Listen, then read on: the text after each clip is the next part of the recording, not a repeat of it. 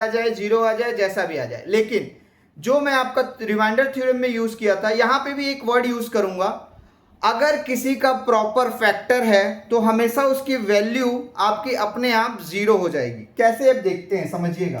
Factor theorem क्या है एक बार डिटेल में देखते हैं। रिमाइंडर वाले में क्या करेंगे, रिमाइंडर थ्योरम में आपका सिंपल सा है, एक्स की वैल्यू निकालोगे, वहां से आप उसको पुट करोगे डिविडेंड में, आपका रिमाइंडर आ जाएगा।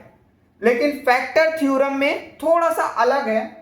जैसे कि मान लीजिए 6 का फैक्टर क्या क्या हो सकता है, 6 का फैक्टर 2 हो सकता है, 3 हो सकता है, ठीक है, इसके फैक्टर्स हैं। 3 9 से डिवाइड होगा, ठीक है, ये इसका फैक्टर है।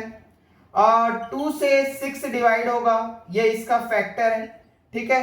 तो फैक्टर्स थ्योरम क्या होता है, जो जिससे कंप्लीटली डिवाइड हो जाए उसका वो फैक्टर माना जाता है। तो फैक्टर थ्योरम में अगर मैंने कोई डिजिट x माइनस 2 ली है और ये अगर किसी का कोई एक पॉलिनोमियल का x वैल्यू पे अगर मैं यहां पे x रखूं, जैसे x इज इक्वल टू 2 हो जाएगा इधर आने के बाद, और ये अगर px की जगह मैं इसको p2 रखूं यहां पे, तो अगर इसकी वैल्यू आगे इक्वेशन इसका जीरो आता है तो वो इसका फैक्टर है। मतलब कि ये इस पॉलिनोमियल इक्वेशन का फैक्टर माना जाएगा।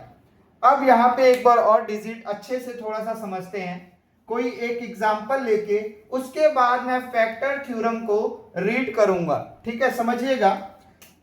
जैसे कि एक एग्जांपल ले लेते हैं, इस एग्जांपल में हम समझते हैं। जैसे कि एक बार एग्जांपल देखने से पहले एक क्वेश्चन एक बार रीड कर देता हूं मैं इसके थ्योरम को। The factor state that for px and real number of a and x minus a is the factor of ps। ये इसका फैक्टर, ये is a factor of px, ये पॉलिनोमियल इक्वेशन का जो पॉलिनोमियल है उसका ये फैक्टर तब होगा जब pa, जो यहाँ पे a कुछ भी हो सकता है, a यहाँ पे वो a अगर इसका जीरो आता है, जैसे कि x माइनस a है और px, x minus a is the factor of this polynomial when, कब, जब, if only if pa is equal to 0, it means x is equal to क्या हो जाएगा, ये आपका आगे करेंगे तो x minus a is equal to 0 है, तो x minus क्या आ जाएगा आपका, x minus a आ जाएगा, ठीक है। तो इस a को मैं यहाँ पे पुट करूंगा x की जगह। अगर ये जीरो आता है, अगर ये जीरो आता है तब इसका ये फैक्टर है, अगर जीरो नहीं आता है तो ये इसका फैक्टर नहीं है। यही यहाँ पे इक्वेशन, यही आपके थ्योरी में लिखा है, if only if pa is equal to 0, if pa is equal to 0 then x minus a is a factor of ps, is a factor of ps, यानी कि factor method zero, factor method zero, अगर जब तक zero नहीं आएगा वो उसका factorisation है ही नहीं। फैक्टर मेथड मतलब जीरो, ये बात को याद रखना है। एक एग्जांपल मैं ले लेता हूं, अगर आपके क्वेश्चन में ज्यादा से ज्यादा ये पूछ सकता है, whether examine that x minus 2 is a factor of this polynomial, तो अब देखते हैं ये क्या इसका फैक्टर है या नहीं है। तो सबसे पहले x square minus 3x plus 10, यहां पे p क्या हो जाएगा, ये x is equal to minus 2 is equal to 0, x हो जाएगा हमारा 2। अब यहाँ पे 2 रख देंगे, ठीक है, और 2 रखने के बाद सिंपल सा इसमें जो जो डिजिट है वो भी रखते जाएंगे, तो 2 का स्क्वायर हो जाएगा माइनस 3 और ये हो जाएगा 2 और ये माइनस 10। देखते जाते हैं आगे सॉल्यूशन आएगा ही। 4 हो गया, ये माइनस 3 2 6 और माइनस 10।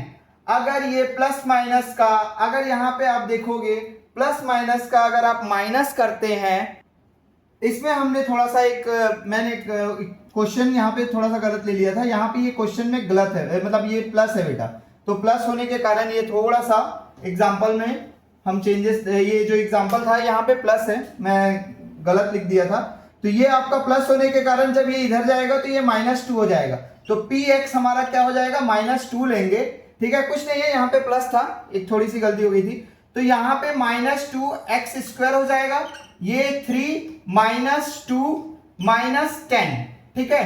अब ये फैक्टर तब होगा, x plus 2 is a factor of px when if only if p minus two is equal to zero, if only if p minus two is equal to zero, तब यानी कि हमारा factor theorem बोलता है कि अगर वो उसका फैक्टर है तो x की वैल्यू जो हम इक्वेशन में पुट कर रहे हैं उसका जीरो आना चाहिए। जीरो आया तो वो उसका फैक्टर है, जीरो नहीं आया तो वो उसका फैक्टर नहीं है। फैक्टर थ्योरम में आपको जीरो निकालना है, बस ये दिमाग में रखना है। अगर मान लो यहाँ पे मैं कुछ निकाल रहा हूँ, माइनस टू पुट कर रहा हूँ, अगर जीरो नहीं आ रहा है तो इसका फैक्टर नहीं है, बात ही खत्म। यस और नो लिख देना, क्योंकि वेदर एग्जामिंग बोला है ना, यहाँ पे एग्जामिंग करना है। तो अब इसके बाद क्या हो जाएगा, यहाँ पे आ जाएगा ये स्क्वायर के कारण टू का 4 हो जाएगा, प्लस में रहेगा, ठीक है। क्योंकि मैं बताया हूं ये कैसे होता है, minus two into minus two, तो माइनस माइनस प्लस हो गया, इसलिए यहाँ पे प्लस आ गया। अब ये हो जाएगा माइनस माइनस, यहाँ पे आपका माइनस माइनस प्लस हो जाएगा, 3 2 जा 6 और माइनस 10, ठीक है। अब ये माइनस 10, अब ये 6 का अगर इसके साथ माइनस करते हैं तो क्या हो जाएगा, प्लस 4, और ये दोनों माइनस होते हैं तो माइनस 4, क्योंकि 10 में माइनस बढ़ा है तो ये, अब ये दोनों कट जाएंगे, इज इक्वल टू क्या आ गया, जीरो।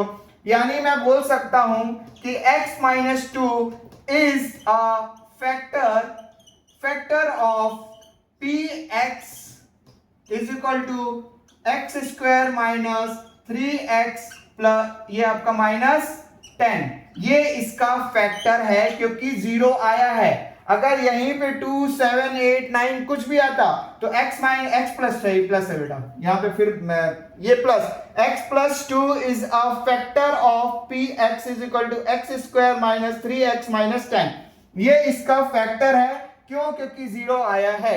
यही है आपका फैक्टर थ्योरम, यही यहाँ पे लिखा हुआ है। आपको फैक्टर थ्योरम में आज के बाद कोई भी डाउट नहीं होना चाहिए। एक बार और देखते हैं, x plus two is a factor of P x square minus 3x minus 10 if only if P x जो है हमारा जीरो आना चाहिए। तो पी एक्स हमारा यहाँ पे minus two, P minus two हमारा जीरो आया है, तो इसके कारण ये क्या हो जाएगा, इसका factor x plus two is the factor of this theorem. ठीक है, ये टॉपिक क्लियर हो गया।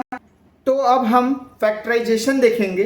ठीक है, फैक्टराइजेशन कैसे पॉलीमर में यूज होता है फैक्टर थ्योरम को लेके, उससे पहले हमको समझना पड़ेगा।